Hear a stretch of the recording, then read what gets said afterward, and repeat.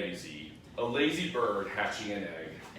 I'm tired, and I'm bored, and I've kinks in my leg from just sitting here day after day. It's work, how I hate it. I'd much rather play. I'd take a vacation, fly off for a rest. If I could find someone to stay on my nest, if I could find someone, I'd fly away, free. And then, Horton the elephant passed by her tree. Hello, called the lazy bird, smiling her best. You've nothing to do, and I do need a rest. Would you like to sit on this egg in my nest? The elephant laughed. Why, of all silly things.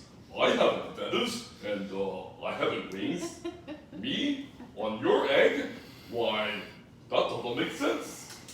Your egg is so small, man, and I'm so, immense.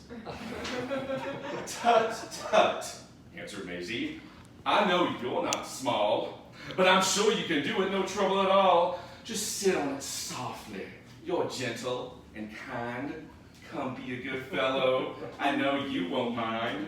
I can't, said the elephant. Please, begged the bird.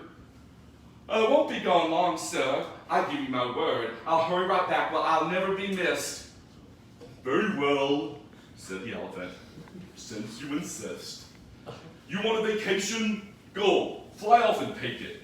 I'll just sit on your egg and I'll try not to break it. I'll stay and be faithful. I mean what I say.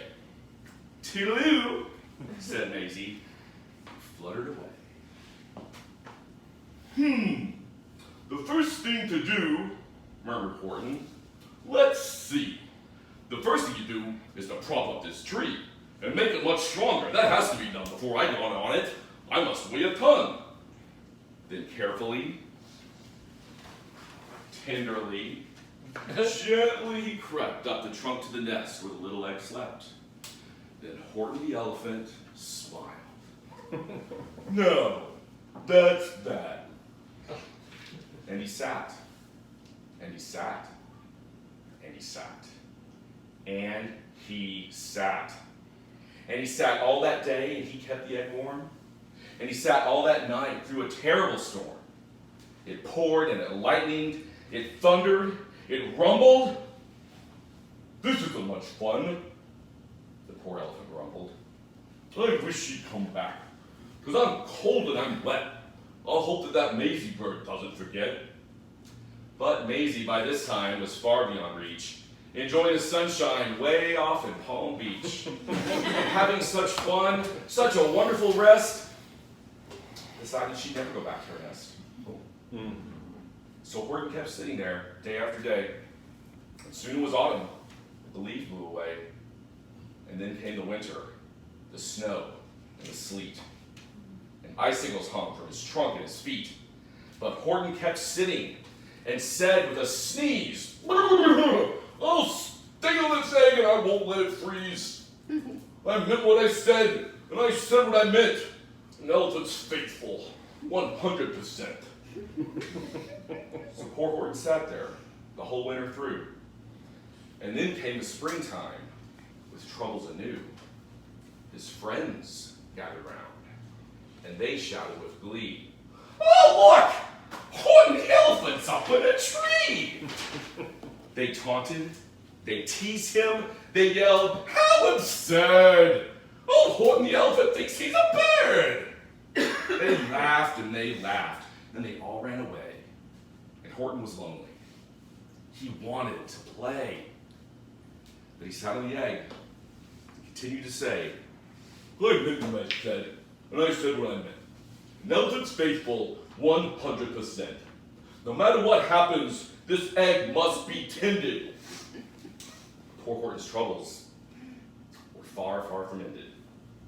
For while Horton sat there, so faithful, so kind, 3 hunters came sneaking up softly behind. He heard the men's footsteps, and he turned with a start, and 3 rifles were aimed right straight for his heart. Did he run? He did not.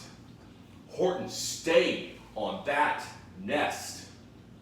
He held his head high, and he threw out his chest, and he looked at the hunters, as much as to say, "Shoot if you must, but I won't run away.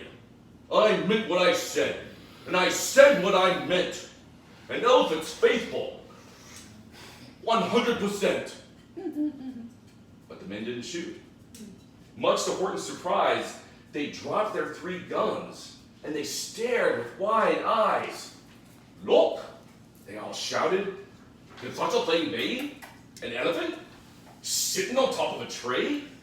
It's strange. It's amazing. It's wonderful, new. Don't shoot him. We'll catch him. That's just what we'll do. Let's take him alive. Why, he's terribly funny. We'll sell him back to a circus for money." And the first thing he knew, they had built a big wagon with ropes on the front for the pullers to drag on. And they dug up his tree, and they put it inside, with Horton so sad that he practically cried. "We're off!" the men shouted, and off they all went, with Horton unhappy 100%. Up out of the jungle, up into the sky, up over the mountains 10,000 feet high, then down the mountains and down to the sea, went the cart with the elephant, egg, nest, and tree. Then out of the wagon and onto a ship, out over the ocean, and oh, what a trip. Rolling and tossing and splashed with the spray, and Horton said day after day after day, "Oh, I meant what I said. Oh, I said what I meant. Oh, am I seasick? 100%. After bobbing around for 2 weeks like a cork, they landed at last in the town of New York. "All ashore!" the men shouted, and down with a lurch went Horton the elephant, still on his perch. Tied onto a board that could just scarcely hold him, bump! Horton landed, and then the men sold him. Sold to a circus. Then week after week, they showed him to people at 10 cents a peek. They took him to Boston, to Kalamazoo, Chicago, Weehawken, and Washington too, to Dayton, Ohio, St. Paul, Minnesota, Wichita, Kansas, Drake, North Dakota. And everywhere, thousands of folks flocked to see and laugh at the elephant up in a tree.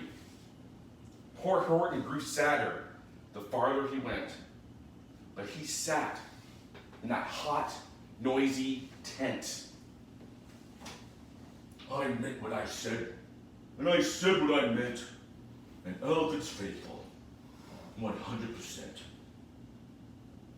Then one day, the circus show happened to reach a town way down south called Palm Beach. And darting along, way up in the sky, who of all people should chance to fly by? But that good old nothing bird runaway Maisie, still on vacation and still just as lazy. And spying the flags and the tents just below, she sang out, "What fun! Why, I'll go to the show." And she swooped from the clouds through an open door. "Good gracious," gasped Maisie. "Why, I've seen you before." Poor Horton looked up with his face white as chalk.